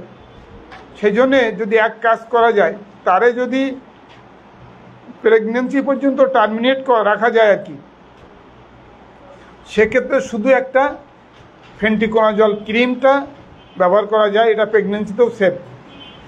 সেক্ষেত্রে আমি তাকে শুধু একটা সাদা স্রাবের জন্যে বা এই জরায়ুর মুখ চুলকানোর জন্য শুধু একটা ক্রিম ব্যবহার করতে বলবো। তুমি যদি, আমি আগেই বলেছি, তুমি যদি দাও অ্যান্টিবায়োটিক দাও, গ্যাসের বড়ি দাও, চুলকোনার বড়িটা দাও, এমন কোনো অসুবিধা নাই।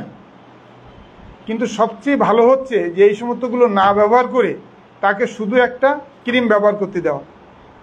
যে আপনি ক্রিমটা ব্যবহার করেন, সাদা স্রাব কমে যাবে না, চুলকানোও কমে যাবে না, তারপরে ডেলিভারি হয়ে গেলে আপনি আসেন, আমরা তখন আপনাকে চিকিৎসা দিয়ে দেবো। তাহলে তার অতিরিক্ত ওষুধ খাওয়া লাগলো না। আর সবচেয়ে বড় কথা হচ্ছে এখন তো জবাবদিহিতামূলক সরকার। জবাবদিহিতামূলক সরকার মানে কি? তোমার গলায় তো তুলসীর মালা, ওটা হ্যাঁ, তুমি নিরামিষ খাও নাকি মাছ মাংস খাও? 6 দিনই বাদ দিতে হবে তোমাকে। তুমি যদি ওটা গলায় দাও তোমাকে এটা মানতে হবে। যদি বলো যে স্যার গলায় দিয়ে মানতে হবে, কোন বইতে লেখা রয়েছে? যারা বিভিন্ন জনেরা কীর্তন করে আর কি, কীর্তনের দল, তাদের অনেকেরই মন্তব্য হচ্ছে এইটাই যে তুলসীমালা গলায় দিলে নিরামিষ খাওয়াটাই কৃষ্ণের পথে যার একমাত্র পথ। দেখ আমার ক্লাসে কৃষ্ণ কৃষ্ণ করে লাভ নেই, আমরা আসল কথায় আছি। তাহলে আমরা ওই কাজটা করব, শুধু ক্রিমটা ব্যবহার করতে বলবো আর বলবো যে ডেলিভারির পরে আপনি আসবেন। কিন্তু আমি একটা কথা বলেছি, যেহেতু এখন জবাবদিহিতামূলক গভর্নমেন্ট, তার মানেটা কি? তুমি একটা কাজ করলে বা তোমার একটা প্রেসক্রিপশন করলে যদি কোনো প্রকার কোনো সমস্যা তৈরি হয়, তাহলে তোমার নামে কিন্তু শুধু কেস না, তোমার নামে এফআইআরও করা হবে থানাতে। এখন কিন্তু সব জায়গায়, খুলনা মেডিকেল কলেজে যে ঘটনাটা হয়ে গেছে না মাঝে, শুনেছ না?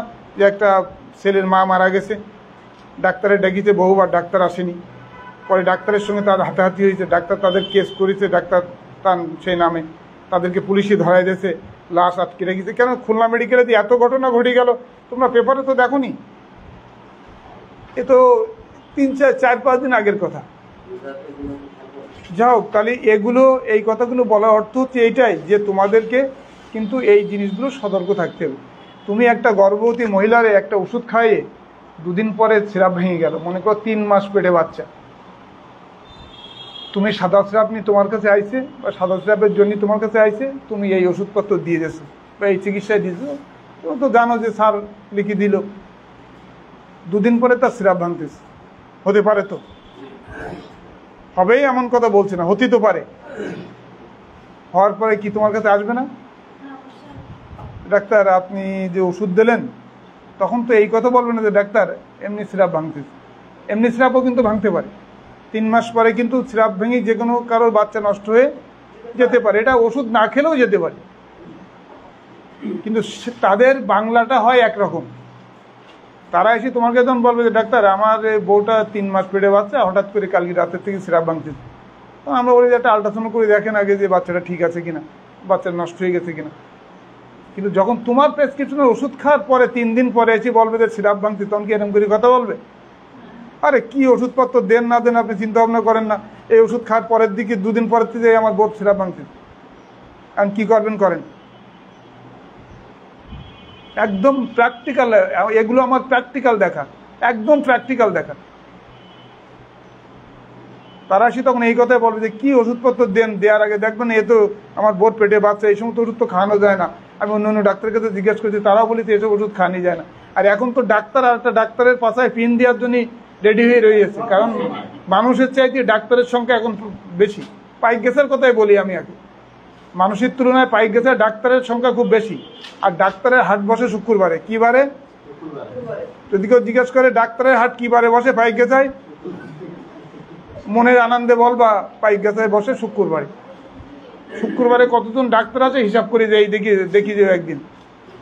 তাহলে তো তোমার এই প্রশ্নটার উত্তর তোমাকেই দিতে হবে। তখন যদি তুমি বলো যে হ্যাঁ এই ওষুধটা তো দেওয়া ঠিক না, এটা তো খাওয়ানো হয়ে গেছে, তাহলে ওরা কিন্তু তোমার রাখবে? সব তো তোমাকে অ্যান্সার করতে হবে। তাহলে আমি বেটার হচ্ছে শুধু একটা মলম দিলাম, আর কোনো ঝামেলায় না গেলাম, যাতে সে এসে আমারে বলতে না পারে। চিকিৎসা শুধু চিকিৎসার মতো দিয়ে গেলেই তো হবে না, তোমাকে কোন পরিস্থিতির মধ্যে পড়তে হবে, কোন পরিস্থিতি তোমাকে ট্যাকেল করতে হবে এটা তো তোমাকে জানতে হবে। এটা না জানলে তো তুমি বিপদে পড়ে যাবা। কারণ তুমি যদি এতে এই প্রেসক্রিপশনটাতে এমন ওষুধপত্র লেখো যেগুলো প্রেগনেন্সিতে দেওয়া যায়, তাহলে তুমি তখন গলা উঁচু করে কথা বলতে পারবা। আরে ভাই আপনি জানেন না, ফলে আন্দাজে কথা বলেন কেন? এই ওষুধগুলো পেটে বাচ্চা থাকলেও খাওয়ানো যায়, আমি না জানি শুনে দিইনি। আপনার বাচ্চা যে কোনো কারণে নষ্ট হতে পারে, ওটা এই ওষুধ না খেলেও হতে পারে। যখন তুমি এরকম একটু গলা উঁচু করে কথা বলবো তখন সেরকটা কিন্তু একটু ঘাবড়ে যাবে। কারণ ওফেন্স ইজ দ্য বেস্ট ডিফেন্স।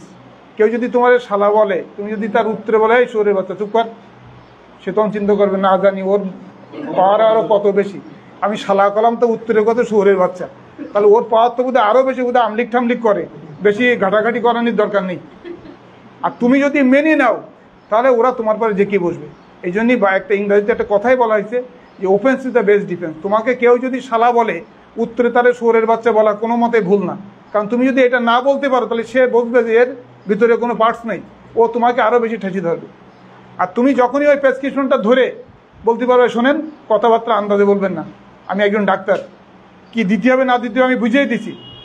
আপনার বোর কেন, যে কোনো মহিলার এরকম ঘটনা ঘটতে পারে, ওষুধ খেলেও হতে পারে, ওষুধ না খেলেও হতে পারে। আপনি আরও 5টা ডাক্তারের কাছে খোঁজ নেন যে এই ওষুধ খেলে এরকম হয় কিনা, তখন কিন্তু সে আর জোরে কথা বলবে না। ফোঁস করার স্বভাব থাকতে হবে, তুমি কামড়ায় না, কিন্তু ফোঁস করার অভ্যাস থাকতে হবে, তা না হলে কিন্তু তুমি ডাক্তারি করতে পারবে না।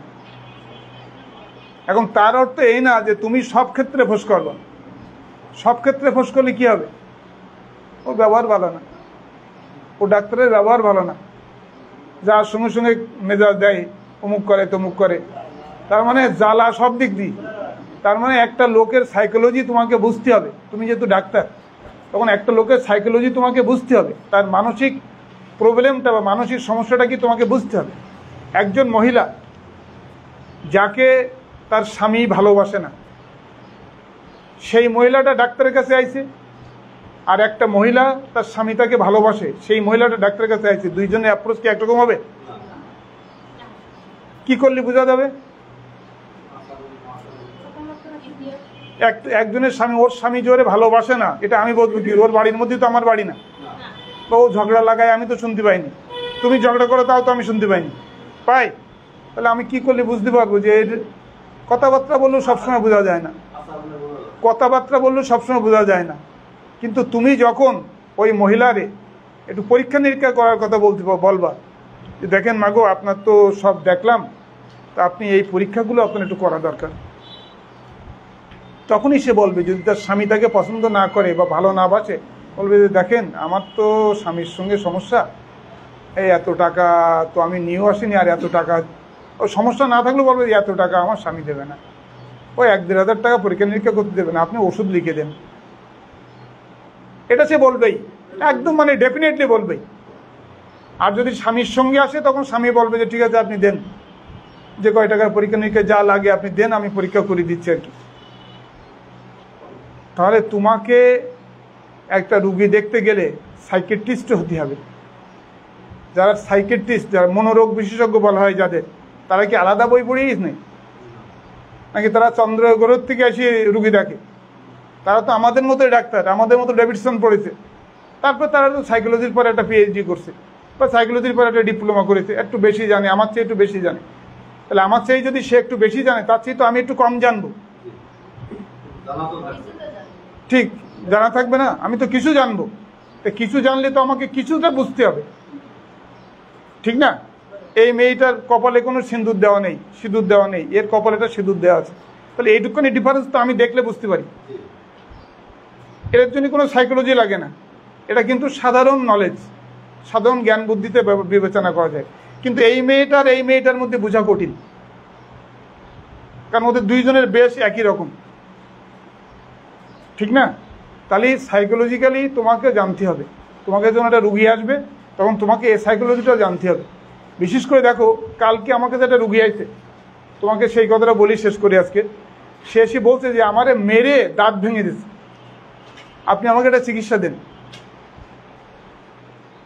মেরে তোমাকে দাঁত ভেঙে দিয়েছে, তোমার তো চিকিৎসা আমি দিতে পারবো না বাবা, কারণ তোমারে যখনই চিকিৎসা দেবো তখন তো তুমি আমাকে সার্টিফিকেট চাবা, আমারে মারামারি হয়েছে, আমার দাঁত ভেঙে দিয়েছে, সার্টিফিকেট লিখে দেন। কারণ তোমার তো প্রেসক্রিপশন দিছ, তাই তো তোমাকে সার্টিফিকেটও দিতে হবে, হবে না? 300 টাকা ফি নিয়ে তুমি যখন একটা প্রেসক্রিপশন করে দিয়েছো, তারে বাম পাশে লিখে যাও দাঁত ভাঙা বা ব্রোকেন টিথ, লিখি ব্র্যাকেটে লিখি তো হিস্ট্রি অফ ফিজিক্যাল অ্যাসাল্ট, তাহলে ওই লোকটা যদি 2 দিন পরে আসে তোমার কাছে যে আপনি আমাকে একটা সার্টিফিকেট দেন, তুমি দিতে বাধ্য। তাই সার্টিফিকেট দেওয়ার জ্ঞানজামটা কতখানি থাকে। ওই প্রেসক্রিপশনটা যাবে কোর্টে অথবা থানায়, তারা কেস করবে, 2 দিন পরে সাক্ষীতি তোমার নাম আসবে, তোমাকে বা যেতে হবে, টাকা পেয়ে যাও কত, সাক্ষী দিতে দিবে কনে, নাহলে খুলনায়, নাহলে নরসিংদী, যেখানে আমি একবার গেছি, টাকা পাইছি 50 টাকা, সেই আমলে 50 টাকা ফি ছিল, সাক্ষী দিতে গেছি ঢাকার নরসিংদীতে। ঢাকায় তখন ভাড়া ছিল না 170 টাকা বাস ভাড়া ছিল। তাহলে গাঁজা খাইছে কিটা আর মাথা ঘুরতিস কার? এই জন্য তোমাকে এই চিকিৎসা, তারা আমি বললাম যে ভাই সার্টিফিকেট চাইলে আমি দিতে পারবো না। আর আপনার দাঁত যে মারামারি করে ভেঙেছে তার কোনো প্রমাণ আছে? আপনার দাঁত যে আপনি ভেঙে নিয়ে আসেননি তার প্রমাণ কি? আপনি আরেকজনকে ফাঁসানোর জন্য তো এই কাজটাও করতে পারেন। আপনার সবচেয়ে ভালো বুদ্ধি হচ্ছে হাসপাতালে যান, ওখানে যেয়ে ভর্তি হন, ভর্তি হয়ে থানায় কেস করে কাগজপত্র নিয়েছে, আপনি এই কাজ করেন। আমি 300 টাকা কামাই করলাম না, 300 টাকা আমার আজকে আয় হলো না, না হলে তবু তো আমি এই দিক দিয়ে মনে শান্তিতে থাকবো। এই জন্যে তোমাকে ডাক্তারি করতে হলে তোমাকে শুধু রোগের চিকিৎসা দিলে হবে না, রোগের চিকিৎসা অনেকেই জানে। তুমি হয়তো বলবো যে স্যার আপনি যেটা বলতেছেন, কালকে যদি আরেকজন লোক আছে এই রোগের চিকিৎসা দেয়, সে তো আর এক রকম দেবে না, দিতে পারে, তার চিকিৎসা আর এক রকম ধরন হতে পারে, ঠিক কিনা? ধরন তো এক রকমের না, চিকিৎসার ধরন আর এক রকমের হতে পারে। কিন্তু কতগুলো জিনিস তোমাকে মনে রাখতে হবে যে তুমি যে চিকিৎসাটা দিচ্ছ সেই চিকিৎসাতে রুগীর ভালো হবে, এটুখানি বোধ তোমাকে থাকতে হবে। তারপরে কমুক না কমুক বাড়ুক, সে আবার আসবে, নাহলে তোমাকে না দেখে আর এক জায়গায় দেখাবে।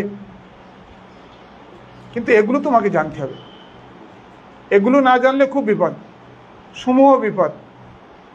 বিশেষ করে তোমাদের একটা কথা বলি, যারা ডাক্তারি করে খাওয়া প্র্যাকটিস করবে আর কি, তাদের মধ্যে একটা জিনিস, গর্ভবতী মহিলার ওষুধ দেওয়ার সময় খুবই চিন্তাভাবনা করে তোমরা প্রেসক্রিপশন করবে। তোমাদের উচিত হবে প্রেসক্রিপশন না করা, যে ভাই আপনার পেটে বাচ্চা তো আপনি পাইকগাছা হাসপাতালে যান। আর এখন পাইকগাছা হাসপাতালে মহিলা ডাক্তার আছে, 4-5 জন মহিলা আছে, তাহলে মহিলা ডাক্তারের কাছে যদি আপনি একটা পরামর্শ নিয়ে আসেন। তুমি যদি বলো যে স্যার সব রুগীদের যদি এরম করে পাঠাই দিতে, তাহলে আমার সংসার তো চলে না, সংসার চালানোর মালিক কিরা? হ্যাঁ, সেই চালাবে, সেই নির্ধারণ করবে কার কতটুকু দরকার। এই জন্যে চিকিৎসা ব্যবস্থার সঙ্গে দূরদর্শিতার পরিচয় দেওয়া হবে এই কাজগুলো যদি তুমি জানো আর কি। তুমি বাড়িতে প্র্যাকটিস করতেছো, তুমি গ্রামে প্র্যাকটিস করতেছো, একটা লোক ছুটতে আছে, বলো ডাক্তার শীঘ্রই আমার বাড়ি চলেন, কেন? বলে আমার মেয়ে এন্ডিন খেয়েছে। তুমি যাবা না? না গেলে তো ওই লোক আর কোনোদিন তোমার কাছে আসবে না।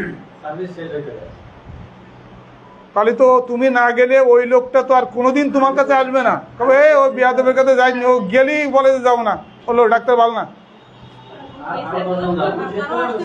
আর কারো আসতে দেবে না, আরো কারো আসতে দেবে না। তাহলে কি করতে হবে তোমার? যেতে হবে, যেই তারা দেখতে হবে, তার একটা ওয়ালডাকশন ইঞ্জেকশন দিতে হবে, একটা অ্যাট্রোপিন ইঞ্জেকশন দিতে হবে, দিয়ে বলতে হবে শোনেন এই মেয়েটা এখন ওয়াশ করতে হবে, ওয়াশ করতে গেলে অক্সিজেন লাগবে, অক্সিজেনের শ্বাসকষ্ট না হলে বিপদ খুব, তোমরা তাড়াতাড়ি চলো, নাহলে সঙ্গে আমি যাচ্ছি, চলো শিগগির হাসপাতালে নিয়ে চলো। তোমার পয়সা হলো, ওরাও তোমার পরে সন্তুষ্ট হলো, ওরাও তোমার পরে খুশি হলো আর কি। আর তুমি যদি যেই দেখো রুগী মারা গেছে, তাহলে তুমি যেই দেখলে যে রুগী মারা গেছে, তাহলেও তোমাকে বলতে হবে যে দেখেন আমি তো ভালো বুঝতে পারছি না, বেটার হচ্ছে হাসপাতালে নিয়ে যান, একটু অক্সিজেন দিলে বোঝা দেবেন কি হয়েছে। তারপরে পথে আস্তে আস্তে তারা দেখলো যে মারা গেছে, সেটা অন্য জিনিস। মানে যতটা তুমি অ্যাভয়েড করতে পারো আর কি প্র্যাকটিস, এগুলোও কিন্তু প্র্যাকটিসের ধর্ম, এগুলোও কিন্তু প্র্যাকটিসের ধর্ম। তুমি যে ডাক্তারি করবা এগুলো তোমাকে জানতে হবে, এগুলো তোমাকে বুঝতে হবে। তুমি সচরাচর একটা লোকের সামনে না বলতে পারবে না, কারণ তুমি একজন ডাক্তার, এবং তোমাকে এই জিনিসগুলো চিন্তা ভাবনা করেই তোমাকে ডাক্তারি করতে হবে প্রতিটা মুহূর্তে, প্রতিটা সময়, প্রতিটা ক্ষণে। ঠিক আছে? তাহলে আর তোমাদের এই যে 36-37 হয়ে গেল, তাহলে আর 2-3টি আছে, এটা তোমাদের 2 ক্লাসে শেষ হয়ে যাবে। হ্যাঁ, ফেন্টিকোনা লিখে দিলাম না? ফেন্টিকোনা লিখে দিচ্ছি, এই যে উপরে লেখা। চলো।